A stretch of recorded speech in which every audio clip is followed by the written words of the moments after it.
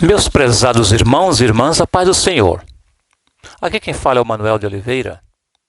E como sempre, uma vez por semana, ou às vezes cada 15 dias, eu trago uma mensagem baseada na palavra de Deus, a qual se renova cada manhã. A passagem de hoje que eu escolhi está em 2 Samuel, no capítulo 5. É uma leitura um tanto longa, mas eu vou procurar ser sucinto na mesma. O objetivo dessa mensagem é para esclarecer duas coisas. Uma é a nossa vitória em Cristo e a outra é o inimigo que tenta desfazer o que Deus fez e os propósitos que Deus tem e terá para com seus filhos. E uma delas, por exemplo, é o fator que se diz a substituição do povo judeu pela igreja, que é a nova corrente de teologia baseada no século XV, XVI, XVII e um pouquinho antes com Agostinho. É o que se chama teologia da substituição. Isso não é algo novo.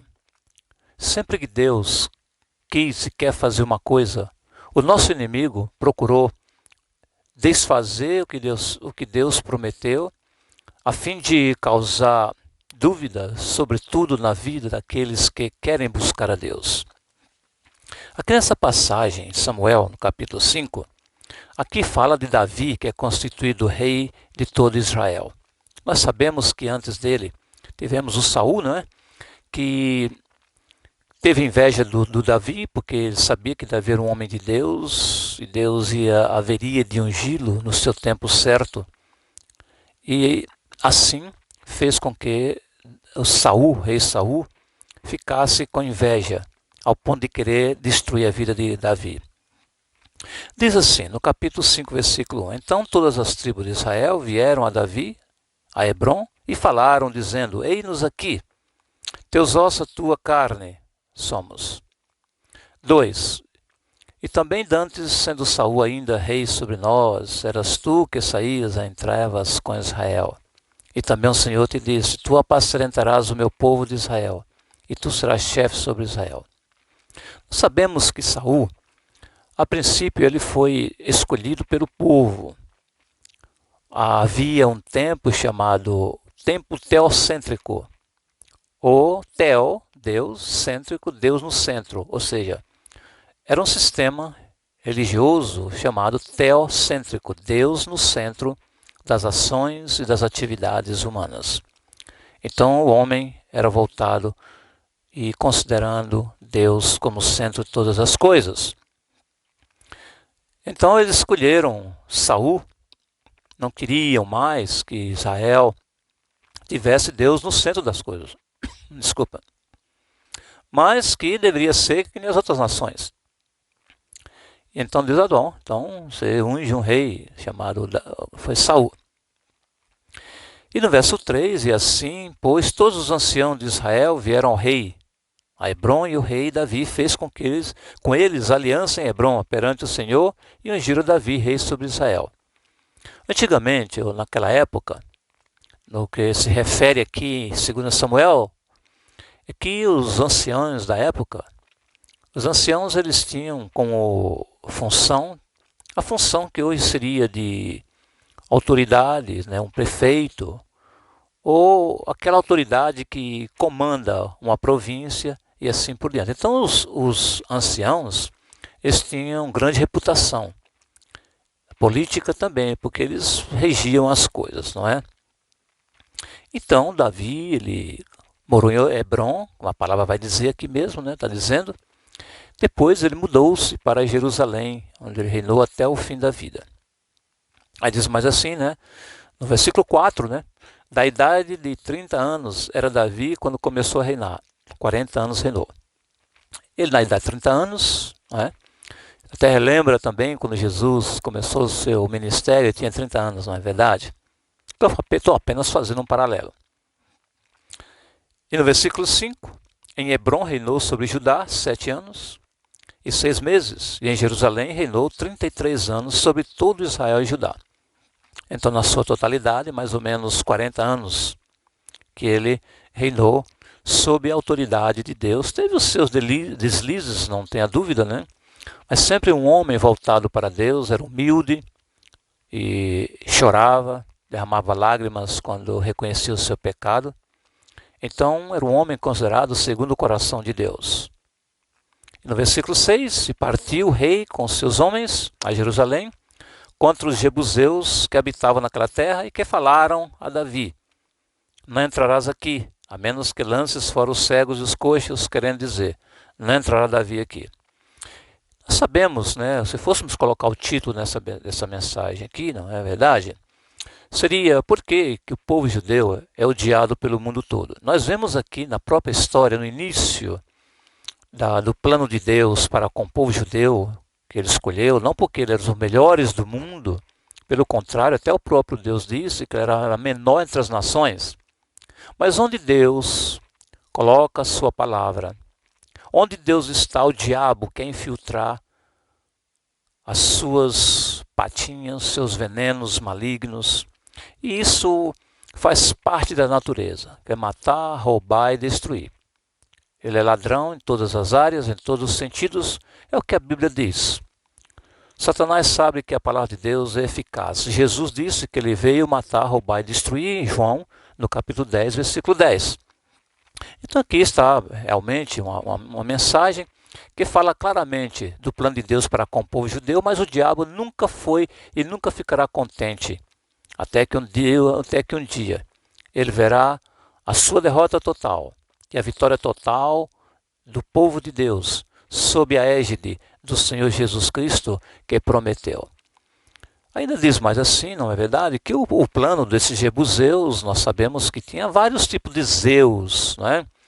É um monte, tem uns 6 ou 7 tipos desse povo que termina em Zeus: fariseus, perizeus, amorreus, saduceus.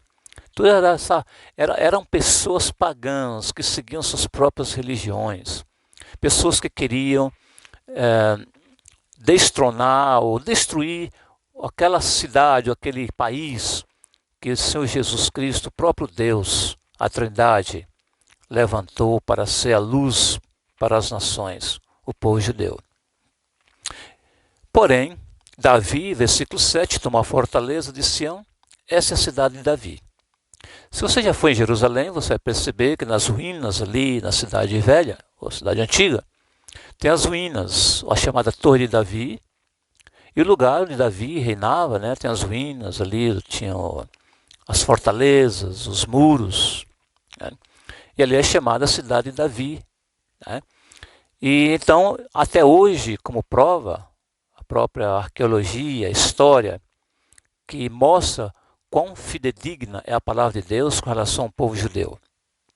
Aí no versículo 8, porque Davi disse naquele dia: qualquer que feriu os jebuseus e chegar ao canal e aos coxos, aos cegos, que a alma de Davi aborrece, será a cabeça e capitão. Por isso se diz: nem cego nem coxo entrar nessa casa. Os irmãos percebem que quando era na época do rei Saul, que Saul não era um homem muito voltado para Deus.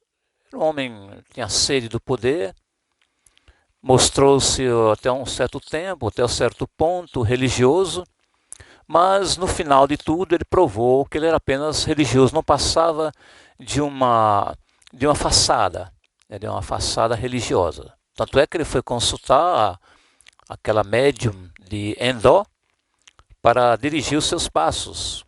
Deus não era mais soberano na sua vida, não era suficiente. Isso acontece com muitos de nós. Nós substituímos Deus pelos médicos. Não estou dizendo que os médicos não são dados por Deus, não quero dizer isso. É que nós invertemos o papel. Se Deus não der jeito, vamos para os médicos. Então hoje tudo é médico, né? Eu vou ao médico, não quer dizer que não devo ir, mas eu quero dizer que não devemos descartar Deus e tudo agora são os médicos que fazem. Até quando os médicos nos examinam, nós temos que, antes de tudo, pedir a direção de Deus, se Ele primeiro quer fazer a obra da parte dele, se não Ele quer usar o médico, peçamos a Deus que nos oriente, que nos dê a força e que use os médicos, porque esses também estão debaixo da direção de Deus, que Jesus é o médico dos médicos. Pois bem, então aqui nós vemos, na verdade, toda essa história, né, como a diferença entre Davi e os planos de Deus para com ele, e a oposição de Satanás contra o povo judeu, usando jebuseus, saduceus, perizeus e aqueles zeus que são tão conhecidos no Antigo Testamento. E o objetivo aqui dos inimigos de Israel era destruir principalmente o rei.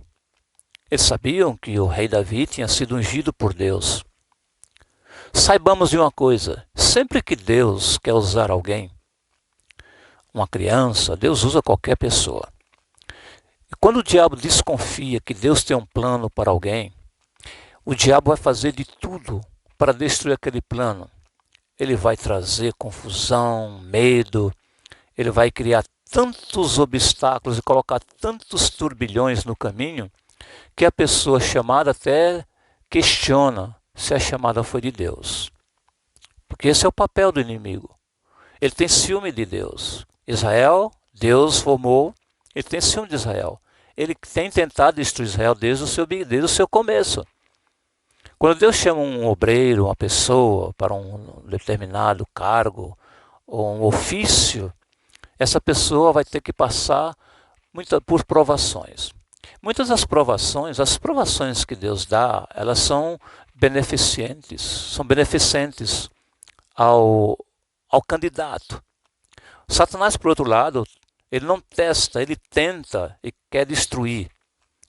Esse que é o propósito dele. Não é por acaso que hoje existe uma teologia chamada teologia da substituição e também um movimento que pode até ser político, é chamado antissemitismo.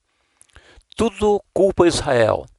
Deus tem usado essa nação por milênios, até no sentido atual, em tecnologia.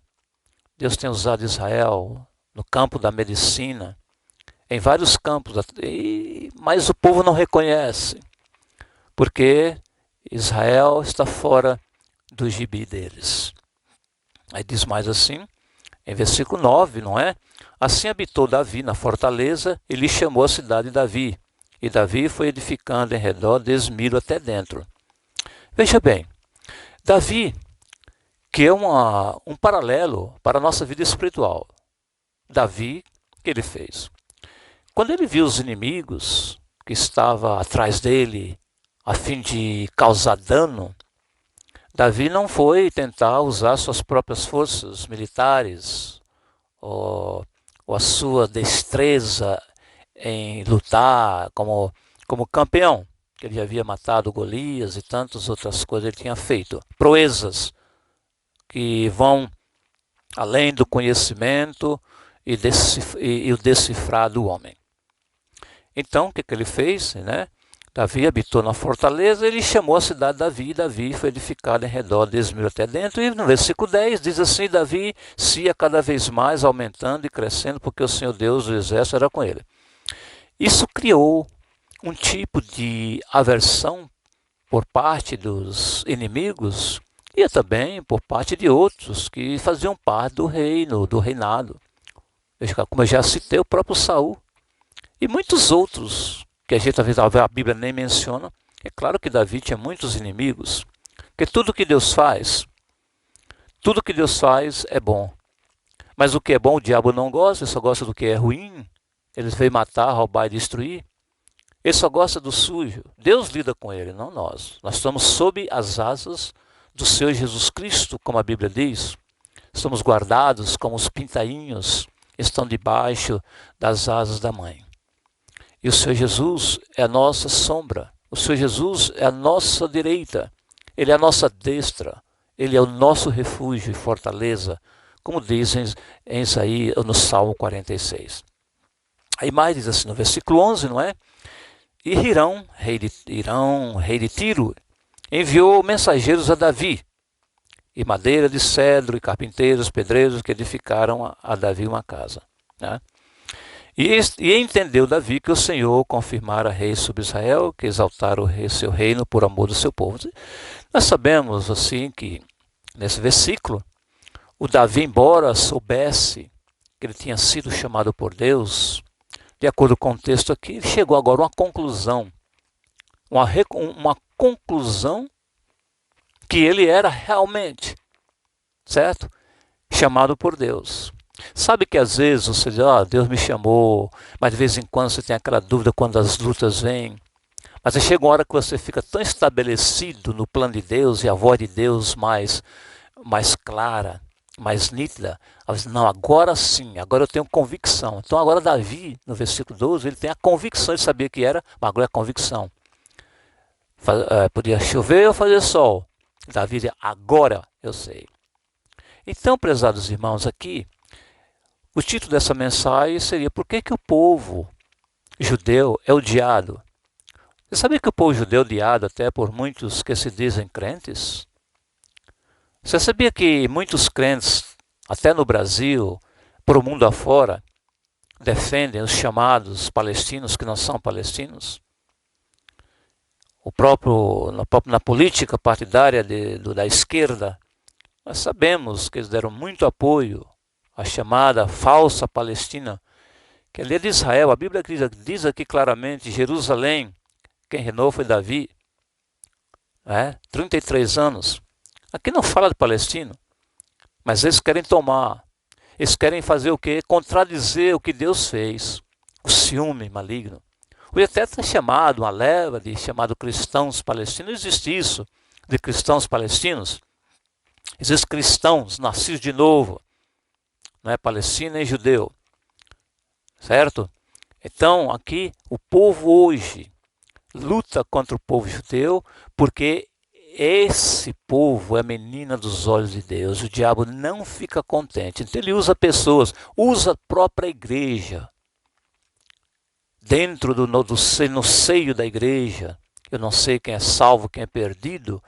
E uma coisa que muitas vezes me leva a pensar como que crentes, pastores de renome, chegam a desprezar Israel, boicotar os seus produtos alimentícios de supermercados, criando um chamado BDS, que é um boicote das mercadorias, com o objetivo de quê?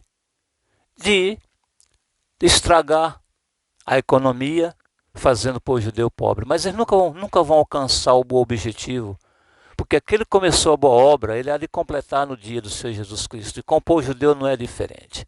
O povo judeu é a menina dos seus olhos. Deus é Senhor. Satanás é um servo. Ele só vai até onde Deus permite. Então, prezados irmãos, aqui está a resposta. Por que o povo de Deus é odiado? Porque o inimigo de Deus e da igreja, Satanás, odeia Deus, odeia o povo judeu. Porque quer queira, quer não. Quer o diabo queira ele não. O povo judeu triunfará, como já tem triunfado em muitas ocasiões, quando uma nação nasceu em um dia. Em 1948, só viu os vestígios, as ruínas. E hoje você foi em Israel, os campos verdejantes conforme a profecia, os campos bonitos. A gente vê a lavoura maravilhosa, as uvas das melhores do mundo. E graças a Deus já tive o privilégio de ir a Israel e comer desses frutos. São os melhores frutos do mundo, exporta para o mundo. Porque o Senhor, aquele que prometeu, nunca falhará. E finalmente, quando Deus chama uma pessoa, o diabo vai trazer muitos dissabores.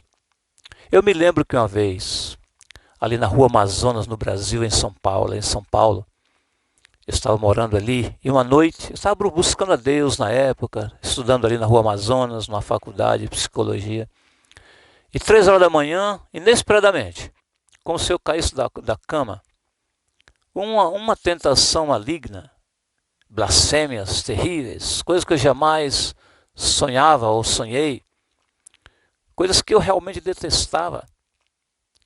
E o diabo tentou querer destruir, colocando os mais terríveis pensamentos. Mas Deus me deu a vitória. Comecei a jejuar, a buscar a Deus. Isso aconteceu mais ou menos em 1974, em 74 e 76. Mas hoje, pela graça de Deus, eu continuo buscando. É claro que ainda tem muito para acontecer na minha vida, até que Deus me leve. E que Deus abençoe você.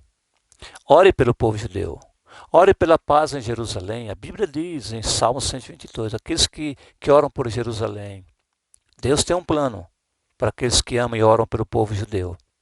Lembra que Deus escolheu o povo judeu. E é por causa deles nós hoje estamos aqui.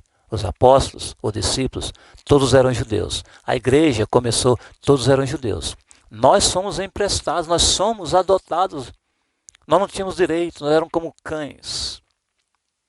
Mas Deus, na sua soberania, fechou os olhos do povo judeu, a fim de dar uma oportunidade para você e para mim.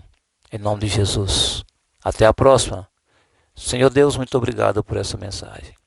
Que o Espírito de Deus continue falando aos nossos corações. Que amemos o povo judeu e que o inimigo desse povo, Satanás, e aqueles que são usados por ele, ainda que inconscientemente, venham ao arrependimento.